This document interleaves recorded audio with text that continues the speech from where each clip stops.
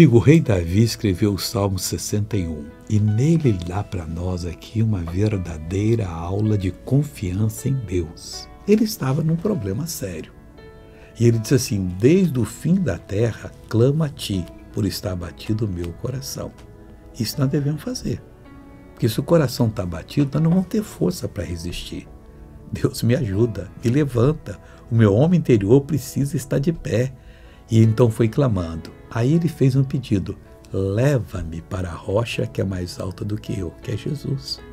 A palavra de Deus. E você sabe que Deus levou? Depois ele diz de Davi: achei um homem segundo o meu coração, que fará toda a minha vontade. Essa pessoa pode ser você ou eu.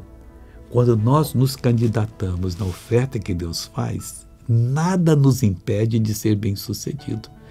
Nós vamos lutar contra o mundo e vamos vencer, ainda que estejamos sozinhos, mas nunca estaremos, porque Ele estará conosco. Ele vai levar para a rocha que é mais alta do que nós.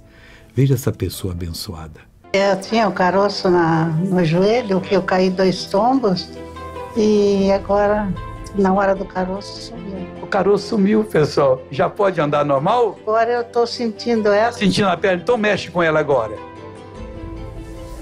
Mexe assim, mexe com ela. Como é que a senhora andava antes? Eu andava andando Não, mas imita como é que era com essa perna dura aí. Não, é para ficar de pé, que daí então amortece essa aqui, eu caio. Cai. Mas agora não caiu mais. Não. Não vai cair mais, em nome de Jesus. Agora eu quero orar com você, meu Deus.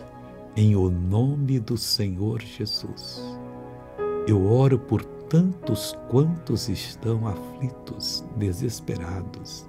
Eles precisam estar na rocha que é mais alta do que eles. Em Jesus. E eu que estou em Jesus, repreendo todo o mal, digo, saia dessa vida, em nome de Jesus. Bom dia.